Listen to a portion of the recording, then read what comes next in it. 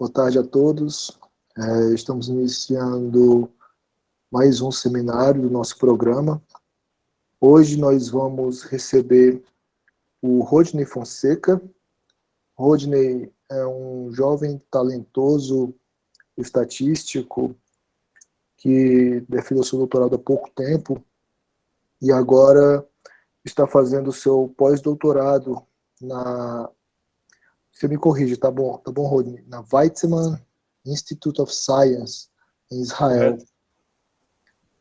O Rodney ele fez o seu doutorado na Universidade de Campinas, concluído em 2021, sob a supervisão do professor Luiz Pinheiro. Durante esse período ele fez um sanduíche na Oregon State University. Antes disso ele fez um mestrado na Universidade Federal de Pernambuco com o professor Cribari, não é isso, Rodney? Isso. E a sua graduação foi na Universidade Federal do Ceará.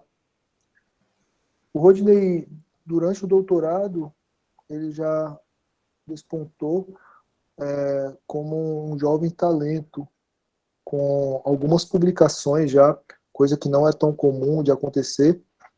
Dentre elas, dá para destacar uma publicação na Journal of Applied Statistics e outra publicação na Annals of the Institute of Statistical Mathematics. Ambas utilizando temáticas diferentes, então ele mexe com diversas coisas, né? Hoje o Rodney vai falar um pouco para a gente sobre Graph Wavelet Variance and its Properties. Rodney, fique à vontade, tá? Mais uma vez, muito obrigado. Eu que agradeço, Michel. Obrigado pelo convite e também aos professores do Departamento de Estatística da UFSCar, do ICMC. Para mim é um prazer poder apresentar esse trabalho. E foi um trabalho que eu fiz durante o doutorado com o professor Luiz Pinheiro e também com o professor Debaixo Mundal, quando eu estava fazendo o meu estágio de pesquisa no exterior. Bom, aqui está um guia de como vai ser a minha apresentação, do que eu pretendo falar. Vou fazer uma introdução geral sobre os conceitos de grafos, de transformadas de Fourier, de onda-letras para grafos, e apresentar a nossa proposta, que é definir um conceito de variância de onda-letras para grafos. Eu vou apresentar como a gente mede isso, um estimador, e discutir algumas propriedades assintóticas e fazer uma aplicação dessa quantidade. Eu vou concluir com alguns projetos que estão em andamento e algumas ideias para o futuro. Bom, uma introdução, dados relacionados a redes e a grafos são bem comuns atualmente, e nesse caso o que a gente tem são nós, e a gente quer estudar como é que esses nós esses pontos estão relacionados uns com os outros, de diferentes formas. Um exemplo bem comum é o de redes sociais, onde os nós podem ser representados por pessoas que podem estar associados ou não, ter alguma relação ou não. Ou então, no caso, em ciência, a gente pode pensar em trabalhos de neuroimagem, onde você tem uma imagem do cérebro que você quer estudar como é que diferentes partes do cérebro se relacionam, como é que elas, quando você tem reação a algum estímulo, quais são as partes que são ativadas. Isso também pode ser representado por grafos. E já em engenharia a gente pode imaginar, por exemplo, o caso de cidades, de locais que estão conectados por estradas. A gente pode estar interessado em saber qual é as estradas que têm maior tráfego, como é que está o fluxo desse tráfego, por exemplo. Bom, mas além de analisar como é que esses nós, esses pontos estão relacionados, outra coisa que a gente pode ter interesse são em observações, em medidas tomadas em cada um desses nós. Que, por exemplo, é algo bastante analisado em uma área chamada de processamento de sinais de grafos, onde a gente quer realizar alguns objetivos com essas medidas.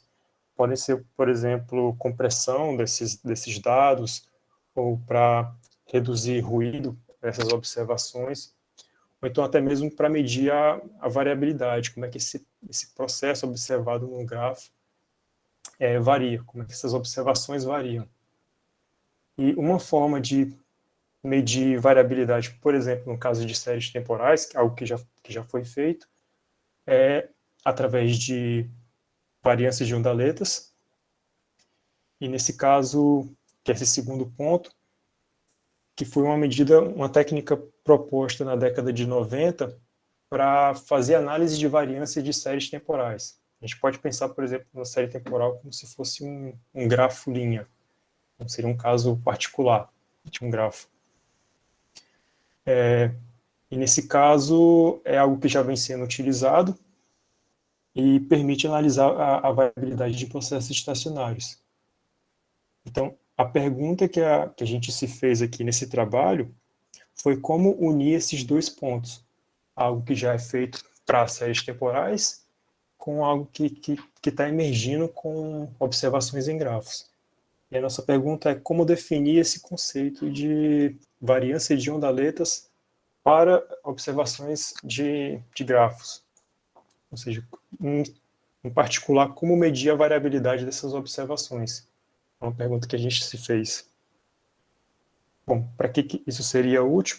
Um exemplo pode ser nessa aplicação que eu vou apresentar também depois. Aqui o nosso grafo, cada nó dele representa uma cidade no Brasil que estão conectadas se essas cidades tiverem alguma fronteira. Então, nesse caso, o nosso sinal aqui, que são essas cores representadas em cada um dos pontos, é a taxa de infecção por coronavírus nessa cidade. E aqui a gente está mostrando 3 dias diferentes dessa taxa de infecção. E a gente vê que ela varia, elas são diferentes para diferentes dias, ou seja, tem alguma variabilidade. Então aqui a gente pode estar interessado em entender como é que essa taxa varia de uma cidade para outra, se varia muito, se varia pouco, e também quantificar essa variabilidade. Ou seja, quão diferente essa variação é nos 3 diferentes dias. Bom, agora eu vou fazer uma introdução sobre esses conceitos que eu comentei, grafos, ondaletas e coeficientes de Fourier. Inicialmente eu vou começar com o conceito de grafos. Aqui a gente vai utilizar grafos não ponderados e não direcionados nesse trabalho. E esse tipo de grafo ele pode ser definido como um conjunto de nós, que seria esse N maiúsculo, nós de 1 até N, e um conjunto de arestas, que seria esse EN aqui. Onde, por exemplo, nesse exemplo da figura, a gente tem um grafo com 5 nós, ou seja, o N maiúsculo são os números de 1 até 5, e esse conjunto das arestas ele contém um par IJ, quando I e J são conectados. Por exemplo, esse conjunto para esse grafo teria o par 1, 3, porque esses nós estão conectados. Essa é a definição de grafo que a gente vai utilizar.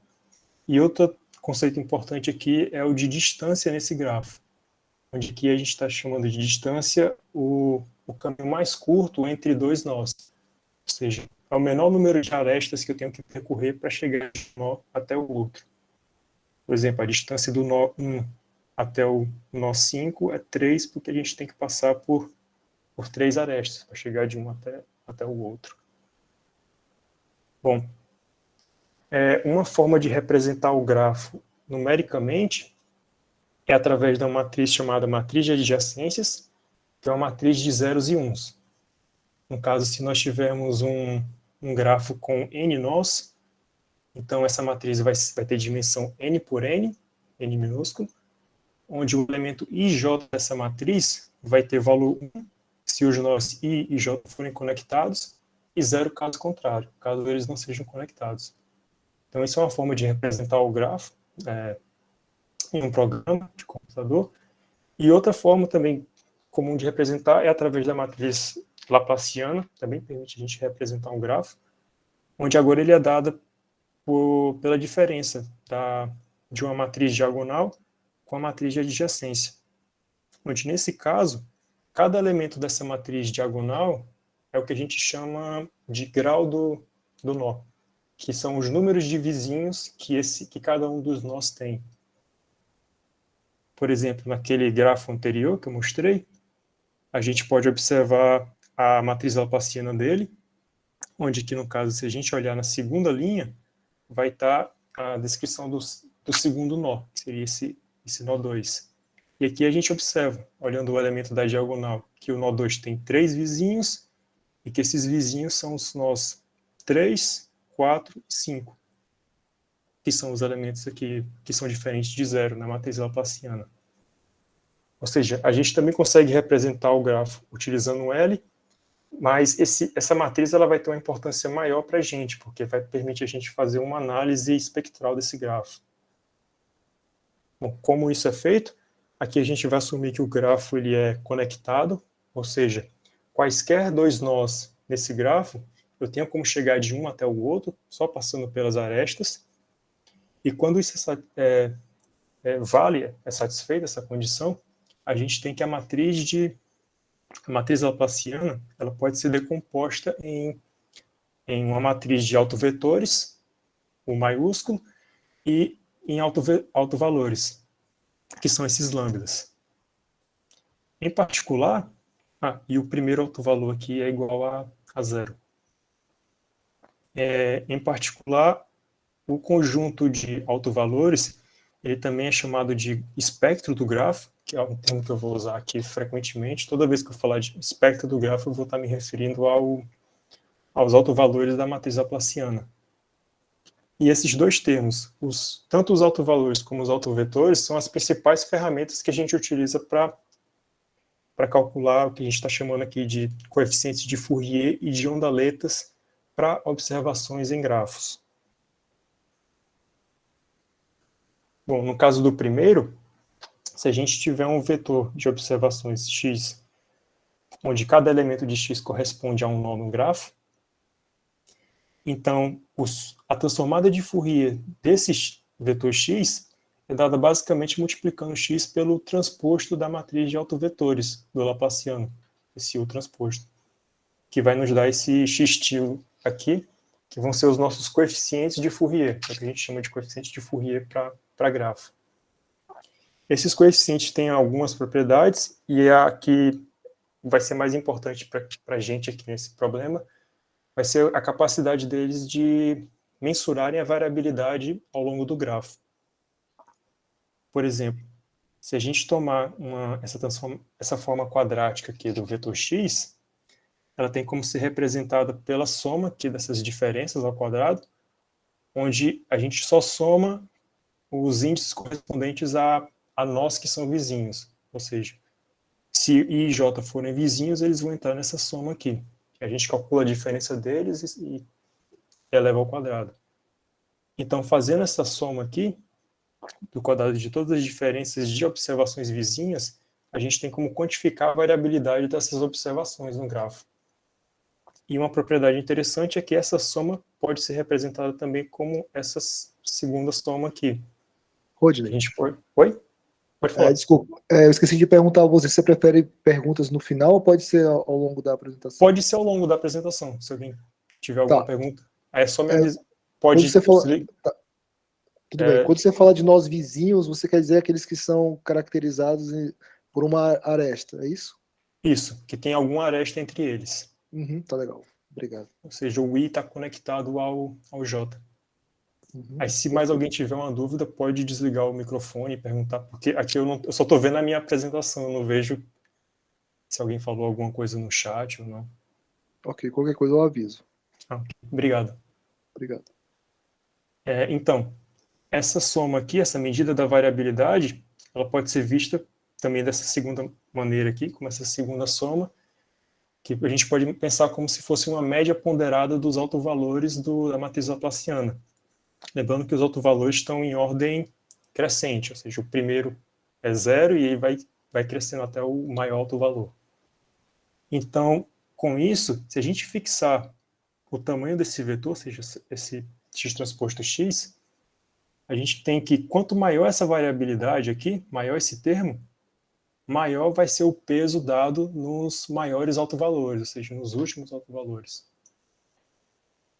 Por outro lado, se as observações nesse vetor x não variarem muito, se elas forem quase constantes, essa primeira soma vai ter um valor pequeno, e aqui, consequentemente, a gente vai estar dando maior peso nos menores autovalores.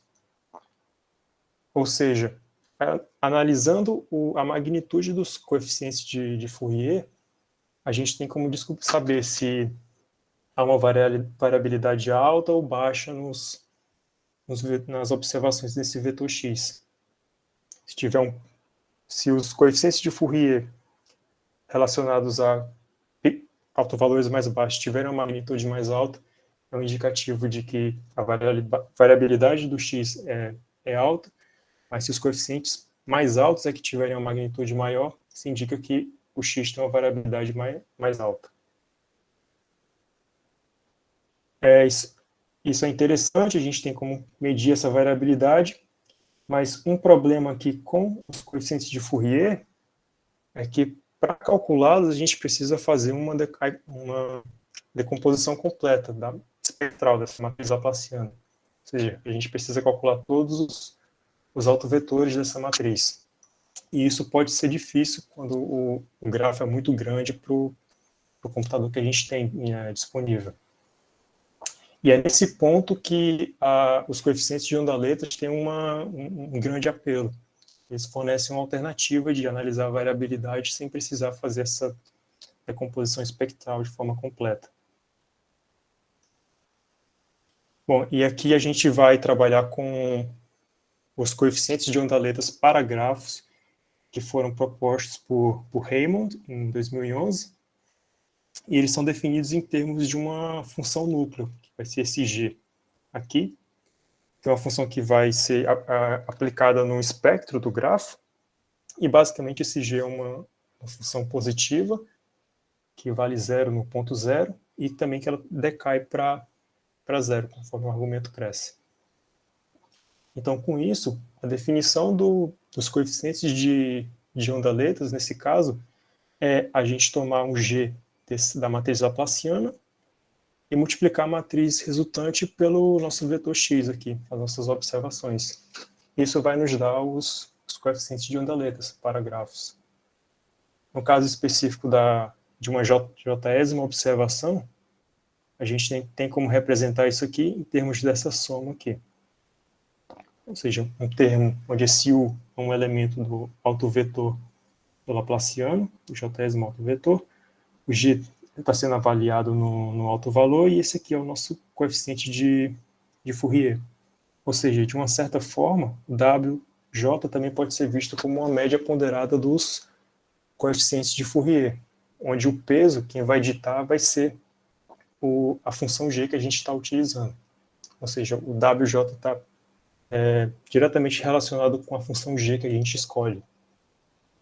E a vantagem dos coeficientes de onda-letras, como eu comentei, é principalmente computacional, porque a gente pode usar uma aproximação por polinômios para essa função g.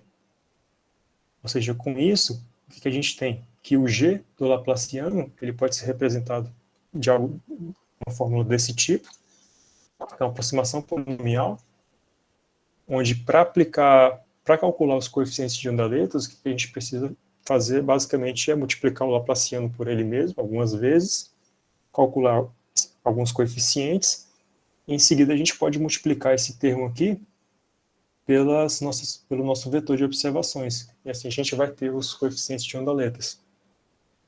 E aqui sem precisar calcular todos os autovetores e autovalores da matriz laplaciana. Isso é uma grande vantagem de se utilizar coeficientes de onda-letras, no caso de observações em grafos. Bom, em relação à escolha desse filtro, o que Raymond propôs, o que se faz usualmente, é considerar diferentes filtros, ou seja, diferentes funções G, de tal forma que elas cubram o espectro do grafo. Ou seja, a gente avalia diferentes regiões do espectro. Por exemplo, eles propuseram em uma aplicação utilizar um G desse tipo, como esse polinômio, que aqui é uma função de lambda, mas ela está relacionada com esse termo aqui, esse Tm, onde dependendo do Tm que a gente utiliza, essa função G vai ser concentrada em alguma região do espectro. Por exemplo, se a gente tomar Tm igual a 10, a gente vai ter essa primeira função aqui, que é mais concentrada nos autovalores mais baixos, ou seja, aqueles autovalores mais próximos de zero. Por outro lado, se a gente considerar um Tm igual a 0,3, a gente obtém essa última função aqui, que já é mais concentrada nos autovalores mais altos. Ou seja, no caso, se a gente pensar no WJ, no coeficiente de onda-leta, associado ao G4, ao G que utiliza 0,3, ele vai ser uma média ponderada, pode ser visto como uma média ponderada dos coeficientes de Fourier associados aos maiores autovalores, que são aqueles que estão recebendo um peso maior. Ou seja, se esse W tiver uma magnitude alta, isso indica que a observação que a gente tem em mãos, ela tem uma variabilidade alta. Ou seja, tem essa relação dos coeficientes de onda-letas com os coeficientes de Fourier. Aqui nas aplicações, o que a gente vai utilizar não vai ser essa fórmula aqui proposta por Raymonde, desses polinômios. Por outro lado, a gente vai decidir utilizar os núcleos de espectrais que foram propostos por Schumann em 2015, Schumann e colaboradores, onde que a vantagem desses núcleos é que eles são mais bem distribuídos no espectro do grafo. Por exemplo, se a gente imaginar um grafo linha, aqui no caso ele um grafo linha com 64 nós, os autovalores desse grafo são representados pelos x aqui, esse x marca cada um dos autovalores, e aqui são os núcleos de espectrais que Raymonde utilizaram, a gente vê que não são tão bem distribuídos, e esses na direita são os núcleos propostos por Schumann, colaboradores. A gente vê que tem uma distribuição melhor. E é esse tipo de núcleo que a gente vai utilizar na aplicação mais tarde. Ok, até agora eu comentei sobre o que são grafos e o que a gente quer dizer com coeficiente de Fourier para grafo e com coeficiente de onda-leta para grafo. Então a gente pode começar a pensar no que seriam o conceito de variância de onda-letas para observações de grafos. Bom, variâncias de onda-letas, elas já foram propostas inicialmente em 95 por Donald Percival, e é uma forma de se analisar a variabilidade de processos estacionários, onde nesse caso eles permitem a gente decompor a variância do processo em diferentes escalas, no caso são as escalas de onda-letas, que tem utilidade na prática. Mas aqui, no nosso caso, a gente focou nessa representação aqui, da variância de onda-letas, que é como uma integral desse termo aqui em azul, que é a transformada discreta de Fourier do filtro de onda-leta, ou seja, em geral, a gente pode olhar esse termo azul como um termo que está relacionado à onda-leta que a gente está utilizando, e esse termo aqui em laranja, que é a densidade espectral do processo, ou seja, está relacionado ao processo que a gente está analisando. E com isso, baseado nessa ideia, a gente tem como imaginar o que poderia ser uma variância de onda-letas para grafos. E, de fato, se a gente tiver um vetor aleatório cujas observações estão relacionadas aos nós do grafo, a gente definiu a variância de onda-letas para grafos como tendo essa expressão aqui, onde esse primeiro termo é aquele nosso núcleo espectral, que é quem faria o papel desse primeiro termo em azul, onde esse G seria o nosso termo que está relacionado à onda-leta que a gente está utilizando no grafo. Enquanto que esse segundo termo aqui seria que é a transformada de Fourier das nossas variáveis aleatórias aqui, do nosso vetor aleatório, e faria o papel da densidade espectral aqui, nesse caso para grafos. E, inclusive, na literatura, esse termo em laranja aqui, na última equação, também é conhecido como densidade potência. Ou seja, tem um papel de como se fosse uma densidade espectral para grafos. E é isso que é esse NI aqui que a gente vai trabalhar em seguida. Bom, uma forma de ver como é que esse NI funciona, para algumas observações, a gente pode montar um exemplo em que a nossa observação nossas observações são autovetores do Laplaciano. Por exemplo, o autovetor, se a gente considerar um grafo linha com 64 nós e calcular os autovetores do Laplaciano desse grafo, a gente pode ter esse U15 e esse U45 aqui, como se fossem as nossas observações. E o que a gente vai fazer agora é calcular a variância de ondaleta para cada um desses vetores e ver como é que ela se comporta. Uma coisa que a gente pode notar para esse grafo linha é que se a gente medir a variabilidade desses autovetores através da oscilação deles, ou seja, de quantas vezes o sinal muda quando eu passo de uma observação para a próxima, a gente vai obter esse Z aqui, que é essa medida que é contando quantas vezes o sinal está mudando. Isso é o que eu estou mostrando aqui nessa figura da esquerda, onde no eixo horizontal a gente tem os autovalores do Laplaciano, desse grafo linha, e no eixo horizontal o número de vezes que o sinal muda, ou seja, a gente está medindo quanto esses autovetores estão oscilando. E a gente vê que para os autovalores mais baixos, o número de vezes que o sinal muda já não é tão grande, ou seja, é relativamente pequeno, mas conforme a gente aumenta o valor do autovalor que a gente está analisando, o autovetor correspondente ele vai ter uma oscilação bem maior. Ou seja, conforme eu aumento o índice do autovalor que eu olho, maior é a oscilação do autovetor correspondente. Isso a gente observa também, em particular, para esses dois autovetores, o 15 e o 45, que é o que é mostrado aqui na figura da direita. Em vermelho, a gente vê o 15, que tem uma certa oscilação, mas que essa oscilação é bem maior para o 45, ou seja, ele varia bem mais, trocando mais de sinal quando eu ando ao longo do grafo, desse grafo linha. Então, o que a gente espera? Se a gente calcular a variância de ondaletas para cada um desses autovetores, o 1,45 ele vai ter uma variância de ondaleta maior, aquelas termos correspondentes a núcleos concentrados nos maiores autovalores, enquanto que o U15 vai ter uma variância de ondaleta maior para variância de ondaletas calculadas correspondentes a núcleos que estão mais concentrados nos menores autovalores, que é o que a gente observa aqui nessas figuras. Aqui, se a gente aplicar aqui é o espectro do nosso grafo, de 0 a 4, e esses são os núcleos, as funções núcleos que a gente utilizou, concentradas em diferentes regiões do espectro. Então, o que a gente observa? Que o U15 ele tem um valor maior nessa segunda escala aqui, que é referente a essa função G2, que está concentrada em torno de autovalores próximos de 1, enquanto que o U45, que tem uma oscilação maior, ele já é concentrado na terceira escala, que é referente a esse G3 aqui, que é concentrado já para autovalores maiores, já mais próximos de 2 e de 3.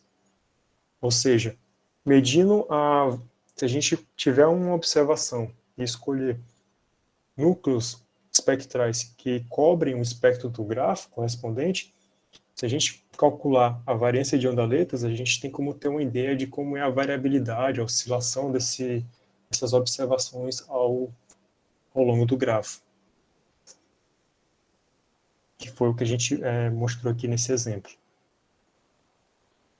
Em termos de estimação, se a gente tem um vetor aleatório, a gente aqui está assumindo que as nossas observações têm uma média constante, ou seja, cada variável aleatória correspondente a um nó elas têm a mesma média, μ, e uma propriedade é que quando o G de zero é igual a zero, ou seja, o núcleo vale zero no ponto zero, uma propriedade que a gente tem é que os coeficientes de ondaletas correspondentes, eles somam zero, que é uma propriedade também que é observada para coeficientes de ondaletas usuais, que a gente aplica em séries temporais. A gente também tem isso aqui para grafos. Então, nesse caso, a gente vai definir o nosso estimador da variância de ondaletas como uma média dos coeficientes de ondaletas ao quadrado, que é a média empírica, a variância empírica desses coeficientes. E esse vai ser o nosso μ-chapéu. Mas tem casos em que o nosso núcleo não vale zero no ponto zero. Isso a gente pode ver em alguma daquelas figuras anteriores. Então, algo que a gente pode fazer é trabalhar com uma variável centrada, ou seja, a gente subtrai a média de cada uma das observações, porque aí, nesse caso, essa propriedade aqui dos coeficientes somarem zero ainda vai continuar valendo, e a gente pode utilizar o mesmo estimador nesse caso, esse μ-chapéu. Ok? Então, nós temos o que são as variâncias de ondaletas, e nós temos um estimador. A gente estudou também propriedades assintóticas desse estimador, como é que ele se comporta. Para isso, nessa parte mais teórica, que a gente trabalhou focando no núcleo que vale zero no ponto zero, e a gente assume que o nosso vetor aleatório observado no gráfico, ele é estacionário no sentido de grafo, que foi proposto por esses autores aqui, Perrodin e Van der Geest.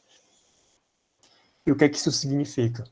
Isso significa que a gente assume que as observações ao longo do grafo elas têm todas a mesma média, a média constante, e que a matriz de covariância desse vetor aleatório x ela é uma função da matriz laplaciana.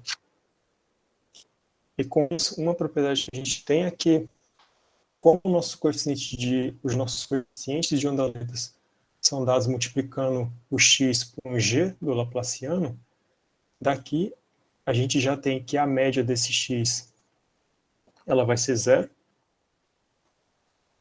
ok? E que a covariância desse w vai ser uma função também vai ser uma função da matriz laplaciana. Então, nesse caso, a gente já faz as nossas suposições diretamente nos coeficientes de ondaletas. Então, o que a gente quer, o nosso intuito aqui, qual era? Era desenvolver tentar descobrir propriedades do estimador que a gente está utilizando, que é essa média dos coeficientes ao quadrado. Só que aqui a gente está somando variáveis aleatórias que são dependentes, a gente tem alguma dependência.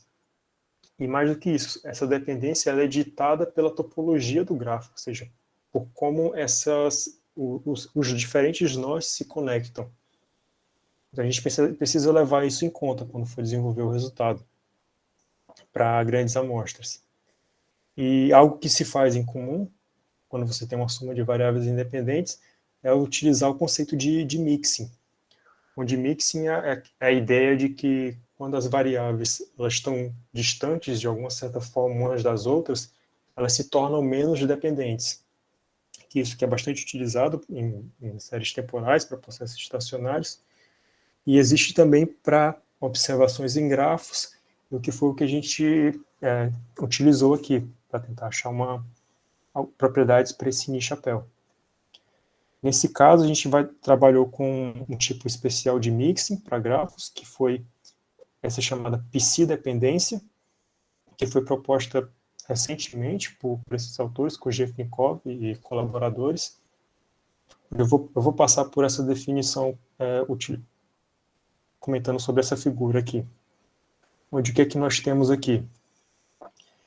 Nós temos um grafo, e se a gente tomar dois subconjuntos de nós disjuntos, distantes pelo menos k unidade uns dos outros, a gente pode olhar para as observações nesses dois subconjuntos. E o que a gente faz aqui, a ideia de dependência que a gente está utilizando é que se eu tomar funções das observações de cada um desses subconjuntos, A e B, se eu tomar f de xa e um g de xb, a covariância dessas funções ela vai ser limitada por um termo psi relacionado a essas funções, mas o mais importante aqui para a gente vai ser esse θ-nk aqui, onde esse θ ele vai ser um coeficiente que vai estar decrescendo para zero. Ou seja, o que está acontecendo? É que se esses dois subconjuntos A e B forem distantes, muito distantes uns dos outros, quanto mais distantes eles são, maior o K, então menor vai ser esse θk aqui. Consequentemente, menor vai ser essa covariância aqui, essa covariância de funções das observações nesses dois subconjuntos. Ou seja, quanto mais distantes os conjuntos são, menos dependentes as observações correspondentes são, de uma certa forma. No caso, em termos dessa covariância. E é esse conceito de dependência que a gente vai utilizar para o nosso estimador. No caso, a gente utiliza esse strong mixing para grafos, mas que é um resultado particular dessa psi-dependência. Então, assumindo essa condição, a gente tem um resultado para o nosso Ni-Chapelle, onde a gente trabalha aqui com os coeficientes ao quadrado centrados e assumindo que os W satisfazem esse strong mixing, a gente tem que esses ZIs também vão satisfazer uma forma de strong mixing e que, sob certas suposições nesses Zs, a gente vai ter que o nosso Ni-Chapelle normalizado vai convergir em distribuição para uma normal padrão. Ou seja, a gente tem como ter um resultado assintótico para o nosso estimador. E a principal vantagem, o nosso principal intuito com esse resultado é utilizar ele para poder calcular coeficientes de intervalos de confiança aproximados para a variância de onda-letra, para o Ni. É o nosso principal intuito aqui.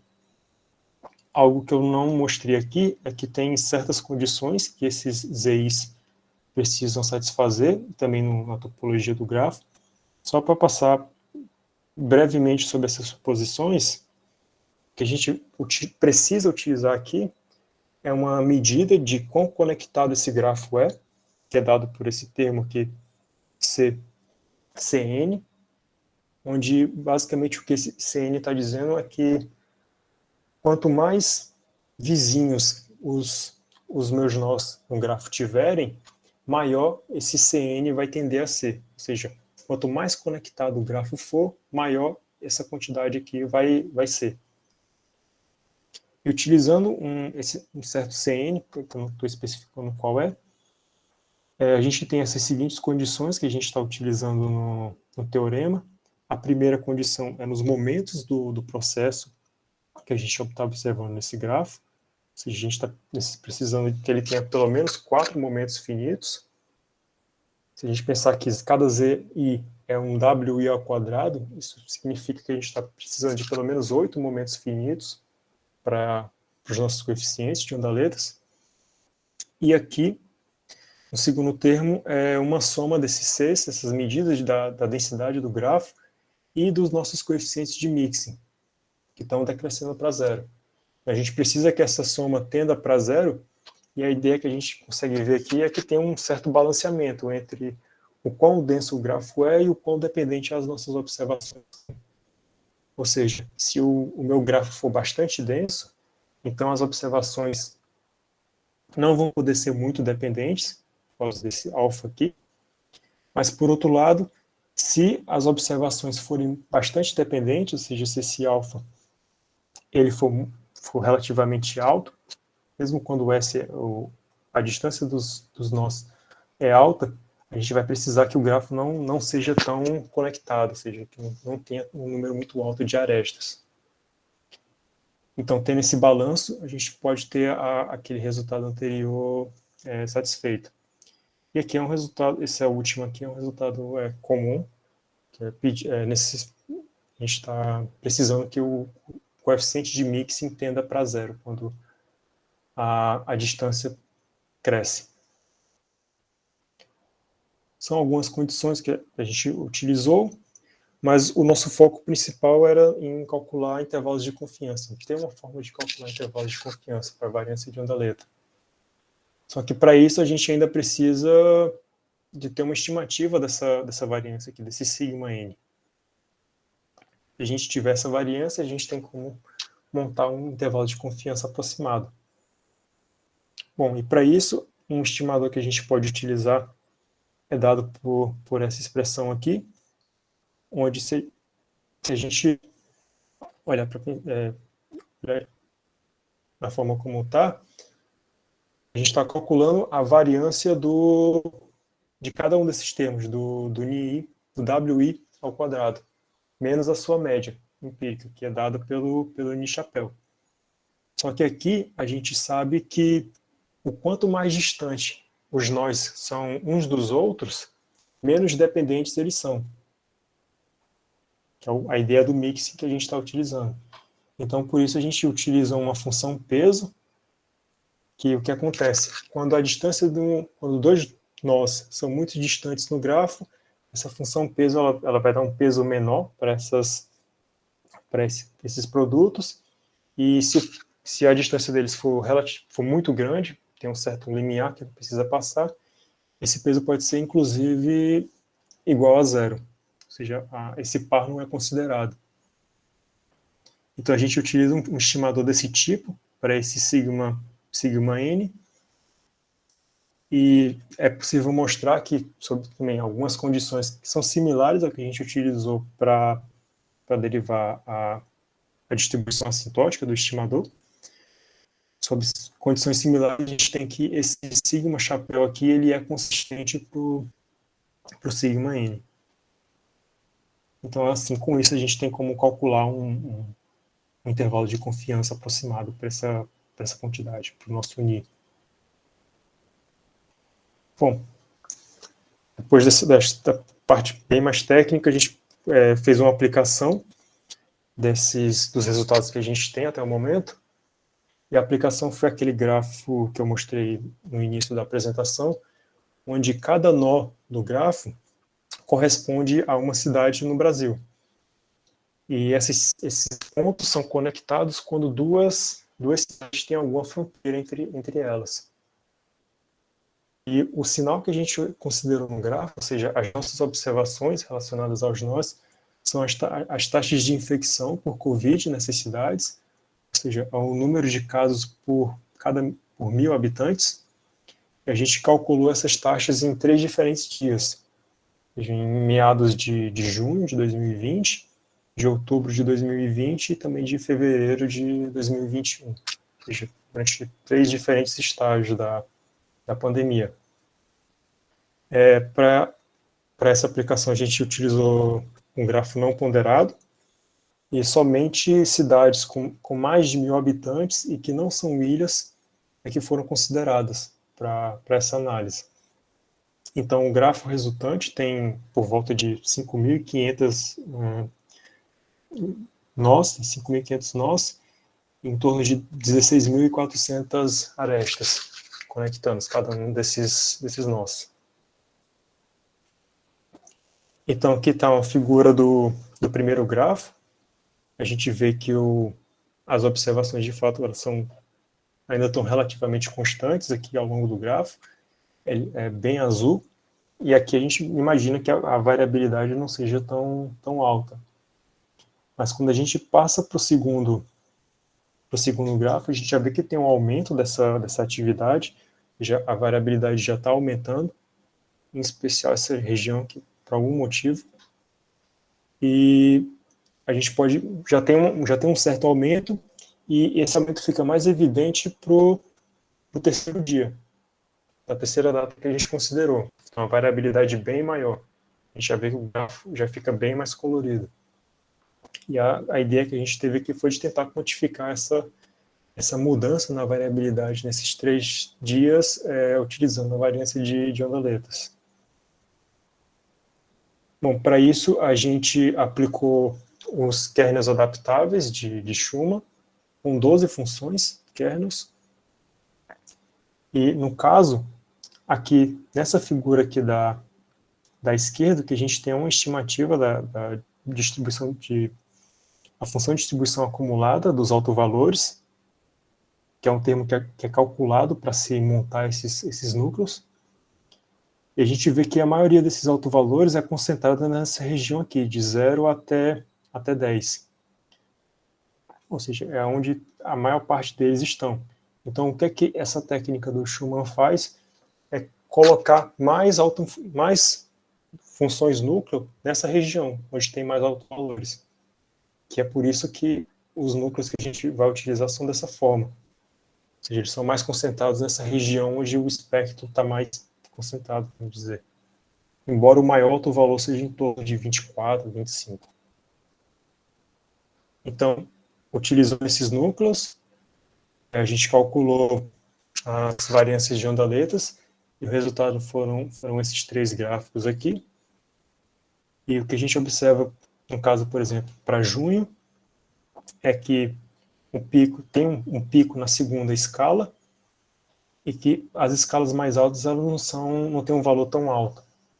Ou seja, que já indica para a gente que não está tendo uma variação muito alta nas observações de um vizinho, de um nó para os seus vizinhos, que o grafo ainda tinha observações relativamente constantes, mas que já tem uma atividade maior quando a gente passa para a segunda data.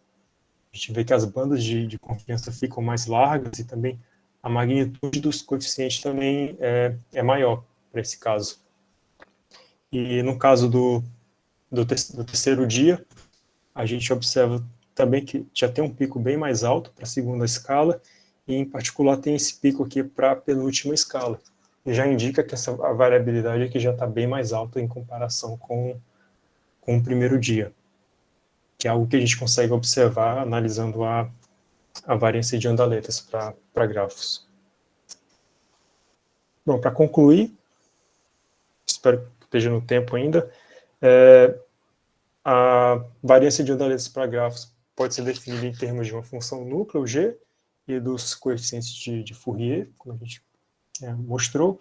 É uma forma de se definir e que ela pode ser útil para quantificar a variabilidade de observações em um grafo. Bom, a gente mostrou a definição e viu que essa definição e o seu estimador têm algumas conexões com o que já é definido na literatura para séries temporais.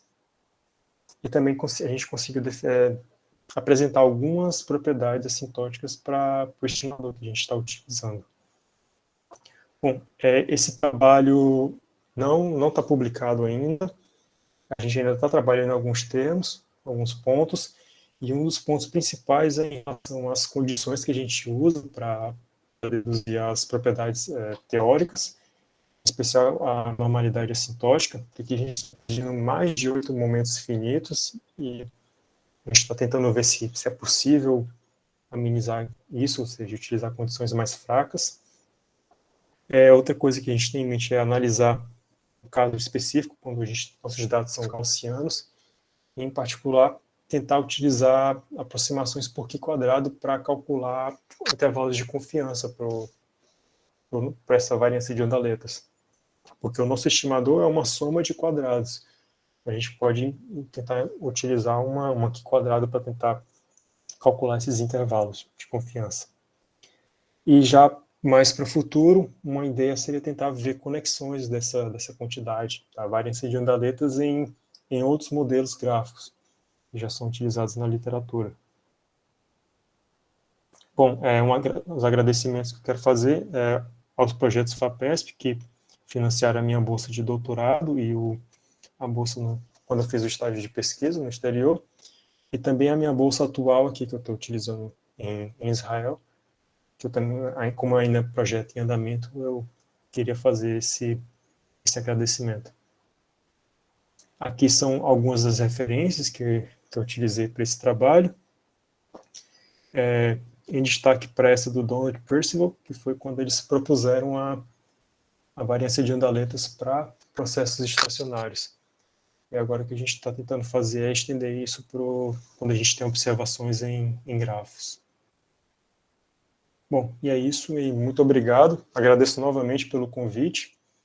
E se alguém tiver perguntas ou dúvidas, pode ficar à vontade para perguntar.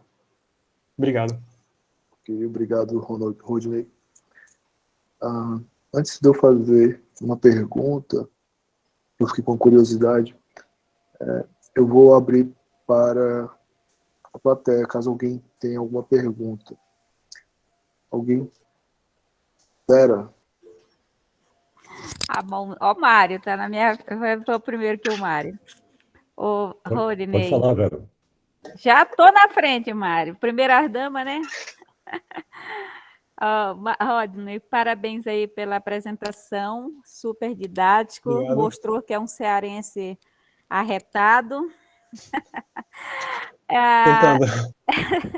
O tema é assim bastante interessante, não é a minha área, mas assim, pelo que eu entendo um pouco aí de ver as pessoas falando, a questão da ondaleta é de você verificar sinais, né? Isso, quando o conjunto de dados ele tem, no caso do gráfico do Covid lá do Brasil, né? Uhum. Então você tem ruídos assim vizinhos, tipo de um estado do Ceará passa por Maranhão, esse tipo de coisas.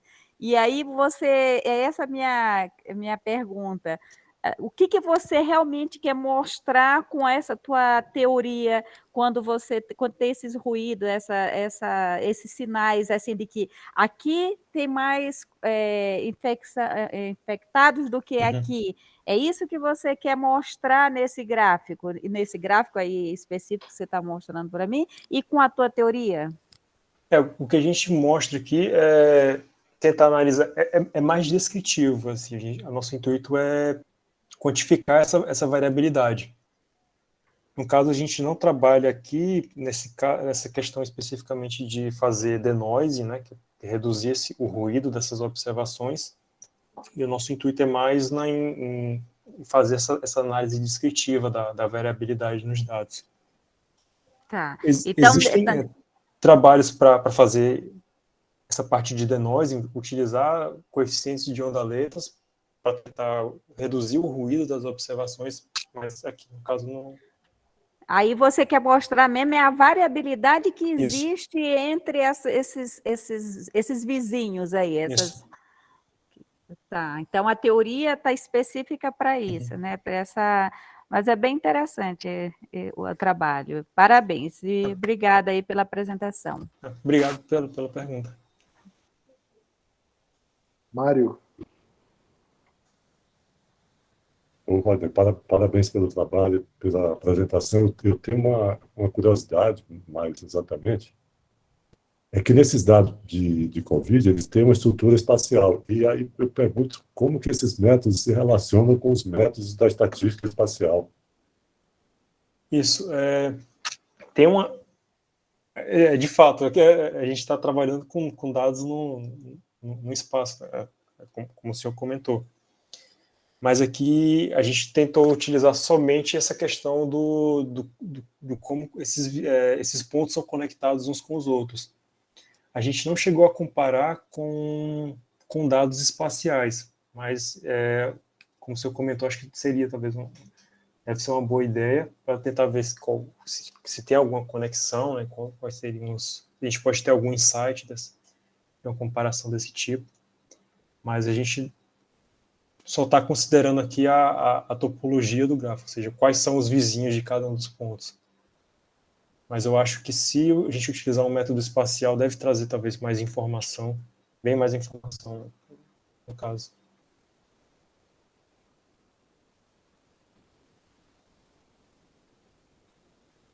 Inclusive, um dos autores, o professor Debastes, ele trabalha com métodos espaciais.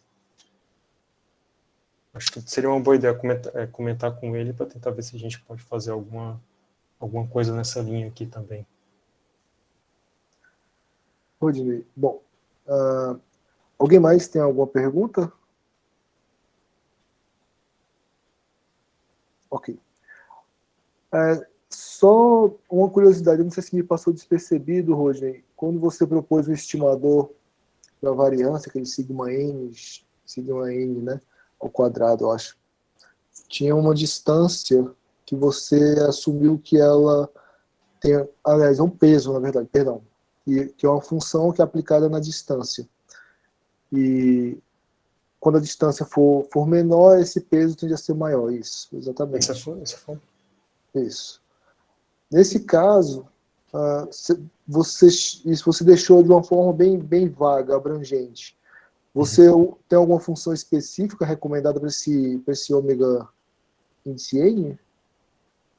Tem uma função específica que é utilizada, porque esse estimador já foi utilizado por Koževnikov, que é o trabalho que propôs aquela psi-dependência que eu mostrei antes, e lá ele apresenta uma função G, uma função ômega. Mas, no caso, as condições que a gente precisa para ela que sejam, ela tenha valor 1 no ponto 0, seja simétrica, seja Z de ômega de A igual a ômega de menos A, com A positivo, e que ela decaia para zero. Mas essas são as condições que a gente precisa para esse ômega. Aí, utilizando funções núcleas, kernels usuais, acho que já satisfaz essas condições. Entendi. E nesse caso, basicamente, você restringe o domínio, né? Você vai considerar uma distância, né? O ponto mais crucial aqui é o quão rápido essa função decai para zero. Que é algo que eu não apresentei aqui, mas é o que vai estar aqui não tá explícito, mas é o que vai. É por isso que tem uma dependência do N aqui. Uhum. Esse N está indicando qual o tamanho da janela. Conforme o tamanho amostral aumenta, a gente tenta que possa considerar mais observações. Essa janela vai aumentar de uma certa forma. Uhum, entendi. Então ela passa a decair. Quanto maior o tamanho da amostra, mais devagar ela decai, é isso? Ou mais rápido? Na verdade, mais rápido ela decai. Eu passo a considerar menos observações. Né? Uhum. Quando o N aumenta, na verdade a janela vai diminuir, ou seja, ela decai mais rápido para zero. Entendi. Pessoal, alguém mais quer fazer algum comentário, alguma pergunta? Ok. Então, eu gostaria de mais uma vez agradecer, Rodney, pela sua disponibilidade em vir aqui apresentar esse trabalho. De fato, é um trabalho bem interessante e pouco comum da gente ver ser apresentados, né? Temos uma Eu que colega aqui, agradeço. que trabalha com grafos, mas do que eu sei, assim, pelo menos no nosso departamento, acho que só a Andressa, talvez mais um colega ou dois, e não é tão a fundo como a Andressa. Então é sempre bom, né? Porque aí a gente vai tomando um melhor conhecimento a respeito desse assunto. Então, muito obrigado, tá bom, Rodney? Obrigado, Michel, ao departamento pelo convite. Para mim é uma honra, né, poder apresentar aqui para vocês. Ok.